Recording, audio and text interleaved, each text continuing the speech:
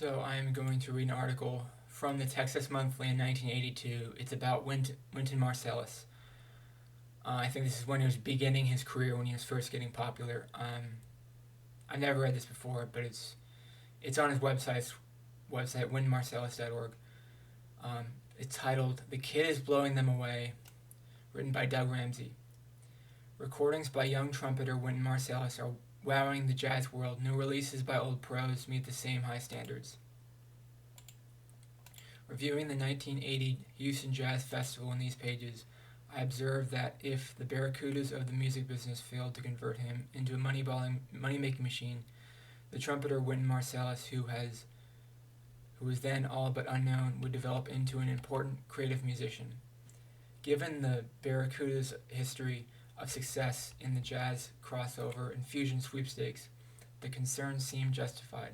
But Marsalis' daddy has been a Barracuda watcher for years, and young Wynton was brought up to recognize the feeding patterns. He decided relatively long ago, he's only 20, to follow his instincts for quality, regardless of attempts to capitalize on his spectacular musicianship. Historically, Columbia Records has, shall we say, taken advantage of fusion opportunities in dealing with jazz musicians. When Marsalis agreed to record for Columbia, he insisted on artistic control. The executive producer in charge of compromising serious musicians was, in effect, told to sit in the corner.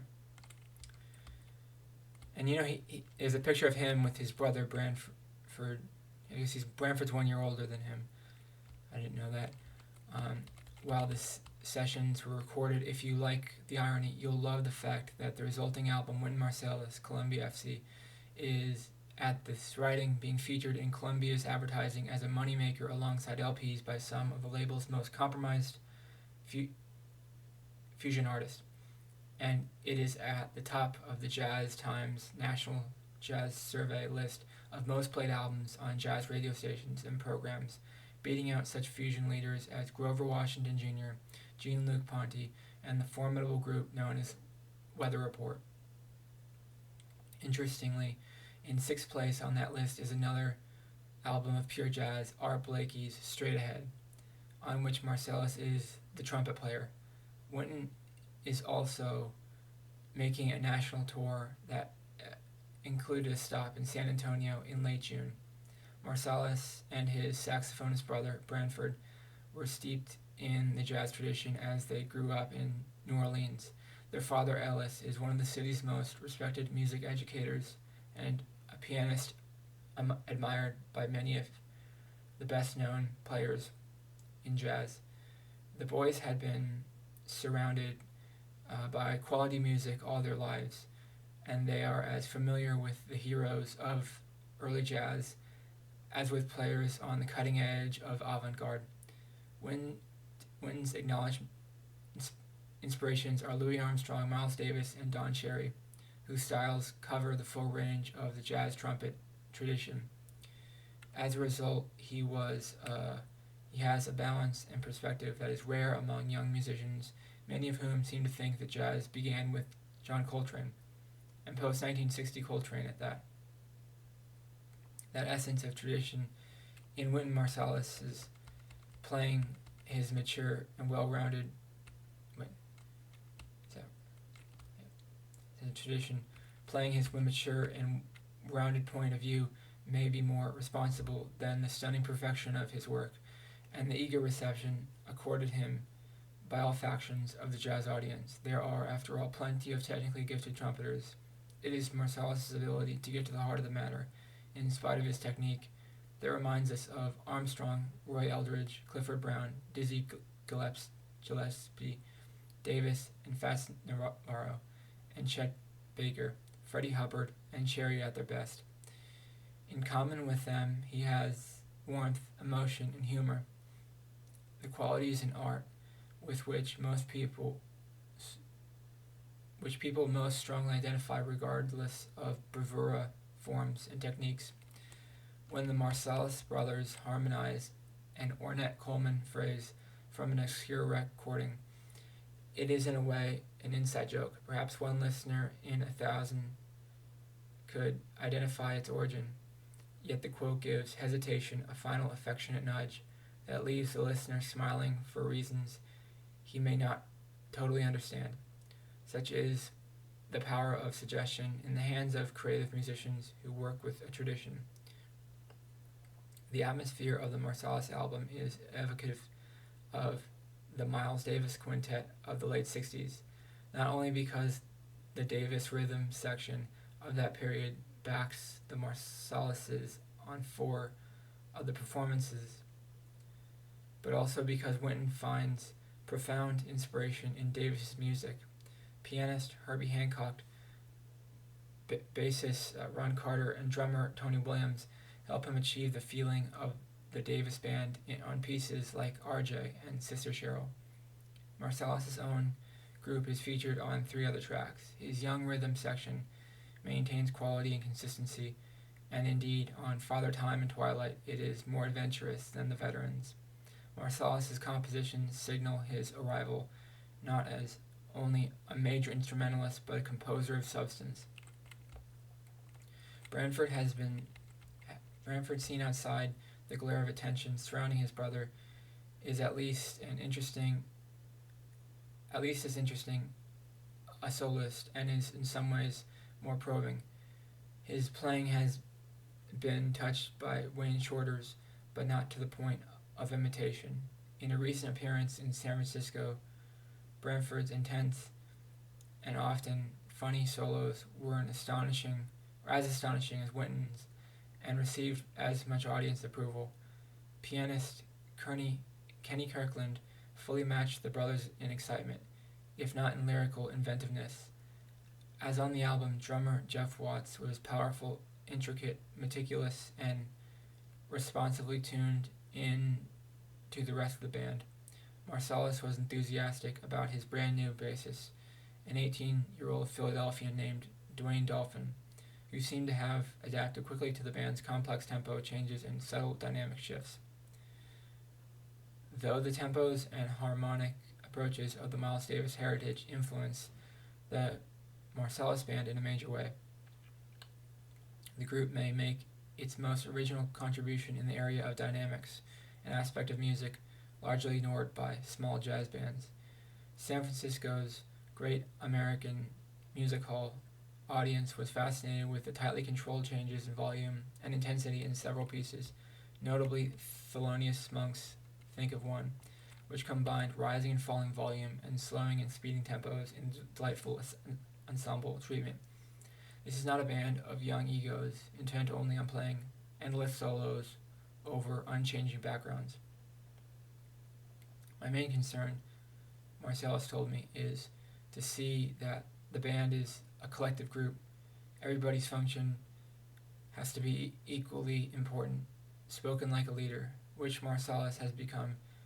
Apparently, in every sense, Columbia Records seems to have resigned itself to its new jazz star's uncompromising nature.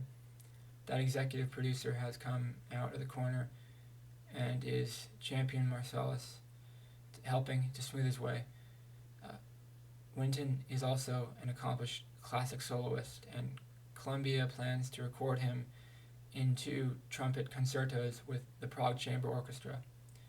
The brothers play with their father on one side of the newly issued album called Fathers and Sons, which features tenor saxophonist Vonnie Chico Freeman on the other side.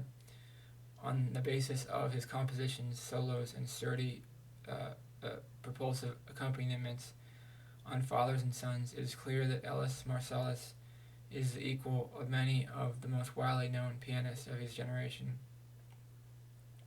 As a result of Wynton's success, which led to this exposure by Columbia, the elder Marsalis may at last get the national recognition that he is due. Inevitably, as Wynton Marsalis' reputation grows, he will be in demand as a sideman for other leaders' recording sessions. That is his role in the Chico Freeman album, Destiny's Dance. While his individuality does not shine as bright here as on his own album, Marsalis is nonetheless most impressive. Freeman, active in free jazz circles for several years, does not seem to have the harmonic depth of Marsalis, and there is a sameness to his playing on several tracks of Destiny's Dance. As on other occasions, his bass clarinet summons up greater expression than his tenor saxophone. Emphasizing oneness, or embracing oneness, is a moving bass clarinet performance. Freeman's father, Vaughn, is a powerful, eccentric tenor saxophonist who has rarely chosen to leave Chicago but has built an underground reputation on the basis of very few recordings. The most recent is Serenade in Blues. In Fathers and Sons, he and Chico dip into the famous Chicago tenor tradition, tough, bluesy, and expansive, symbolized by players like Vaughn, Gene Ammons, and Johnny Board. There is also room for Chico to explore the contemporary modal byways he customarily travels, and Vaughn contributes a memorable treatment of the ballad I Can't Get Started. The Freemans are supported by the remarkable all-star rhythm section of pianist Kenny Barron, bassist Cecil McBee, and drummer Jack DeJohnette.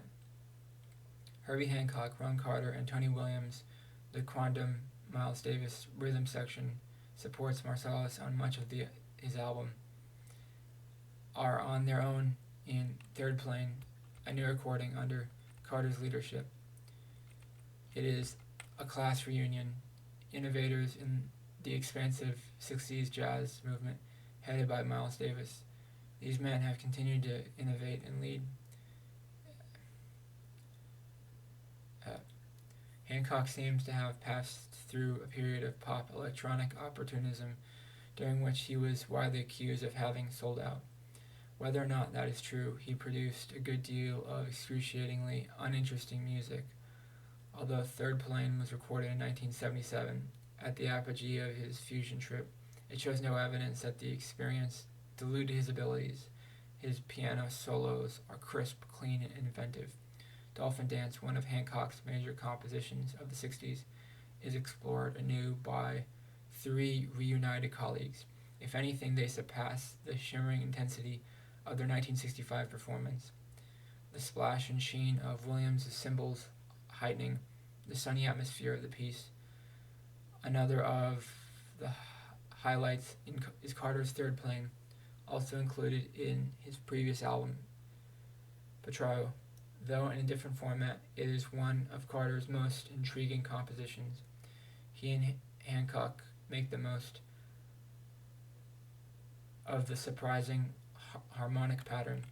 This is a lovely album.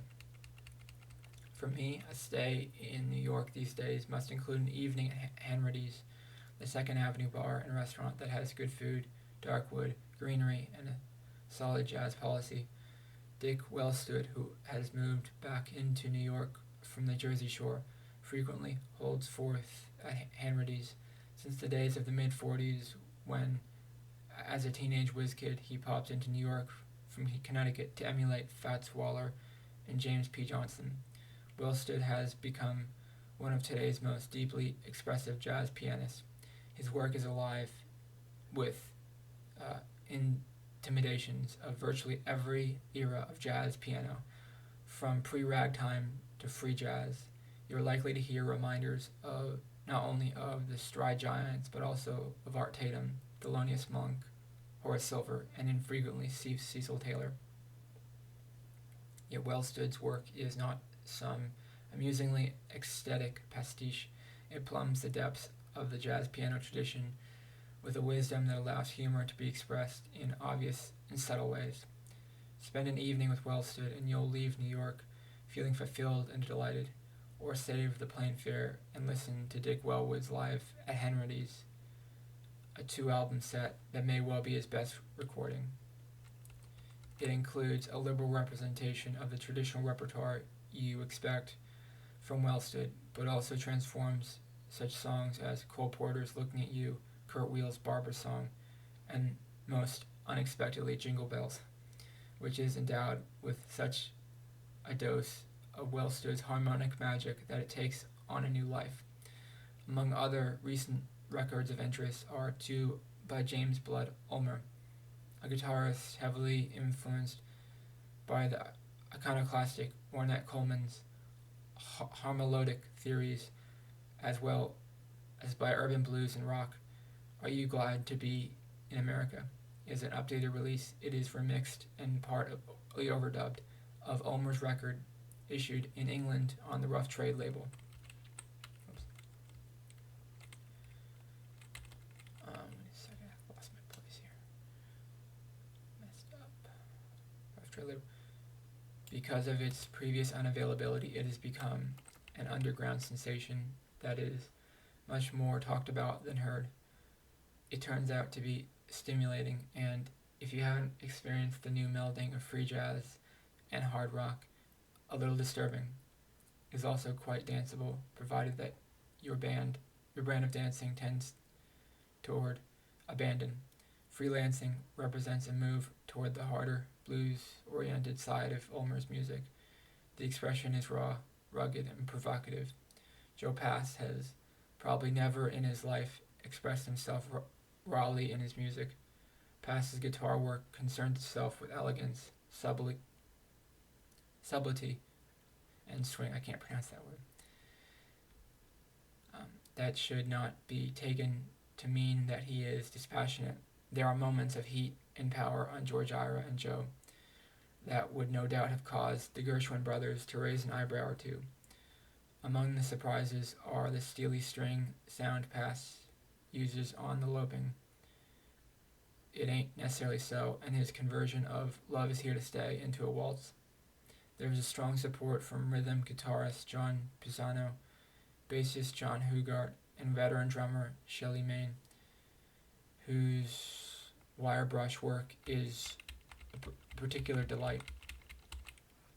Tommy Flanagan, who combines a soft and graceful touch with unadulterated swing, is represented by two superb new piano trio albums. The magnificent Tommy Flanagan finds him with bassist George Mraz and drummer Al Foster.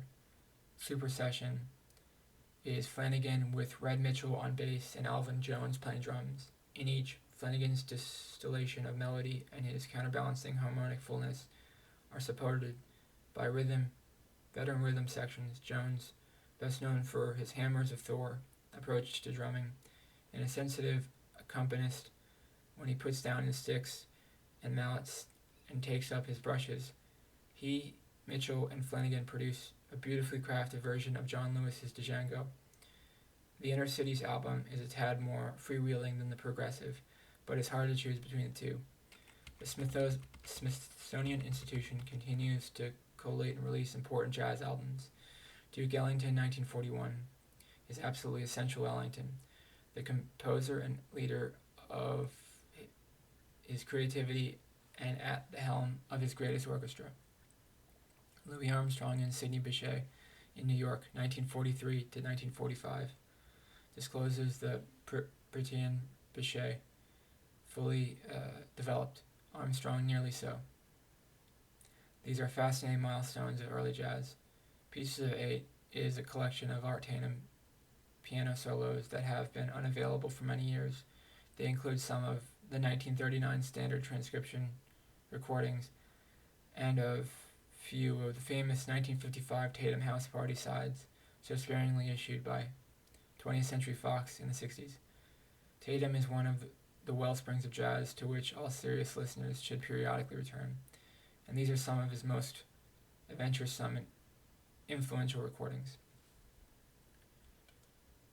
So, as I've gotten older, I've started to listen to more jazz, and for a variety of reasons, I find it relaxing. I get energy from the jazz, but also it doesn't give me too much energy. Like, sometimes when there's lyrics in songs, I get too pumped up, whereas when I listen to jazz, it's more like something more stable, something more steady. I need to clean my room. Sorry.